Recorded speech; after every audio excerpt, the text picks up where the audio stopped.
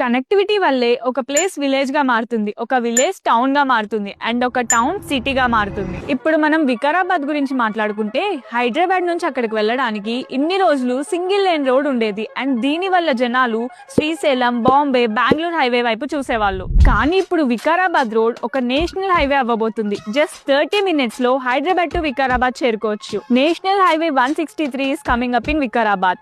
ఇప్పుడు ఆప్షన్ లో ఉన్న వికారాబాద్ నెక్స్ట్ కమింగ్ 5 years లోపు ఆబ్వియస్ చాయిస్ అవుతుంది. ఎందుకంటే వెస్ట్ సైడ్ ఆఫ్ హైదరాబాద్ అంటే గచ్చిబౌలి, కోకాపేట్, శంకర్పల్లి, ఆల్మోస్ట్ చీరాల వరకు అన్ని డెవలప్ అవుతూ వచ్చాయి. అండ్ నవ్ వెస్ట్ సైడ్ ఉన్న ప్లేసెస్ లో best option Vikarabad. And generally మనం ట్రిప్స్ కోసం ఊటీయో, కేరళనో, కొడైకెనాలో వెళ్తే మనం కూడా ఇక్కడే సెటిల్ అయిపోతే బాగుండు కదా అనిపిస్తుంది. బట్ జాబ్స్ అండ్ బిజినెసెస్ లాంటి మంచి ఆపర్చునిటీస్ అనేవి ఉండవు. సో ఆబ్వియస్లీ మనం ఉండలేము. అండ్ ఆ డ్రీమ్ ని కూడా ఫుల్ఫిల్ చేసుకోవడానికి Vikarabad is the best option అని చెప్పొచ్చు. అనంతగిరి హిల్స్ లాంటి నేచర్ కి దగ్గరగా ఉన్న ప్లేసెస్ లోనే ఇప్పుడు మనం కూడా సెటిల్ అవ్వచ్చు. And investment of 3200 crores by Indian navy VLF station and national highway construction వల్ల మంచి ఫెసిలిటీస్ అండ్ గుడ్ ఆపర్చునిటీస్ కూడా వస్తాయి. ఒకవేళ మీరు కూడా వికారాబాద్ లో ఇన్వెస్ట్ చేద్దామని ప్లాన్ చేస్తుంటే వికారాబాద్ అని కమెంట్ చేయండి. అక్కడ ల్యాండ్ ఇన్వెస్ట్మెంట్ కి ఉన్న బెస్ట్ ఆప్షన్స్ ని మీ DM కి పంపిస్తాము.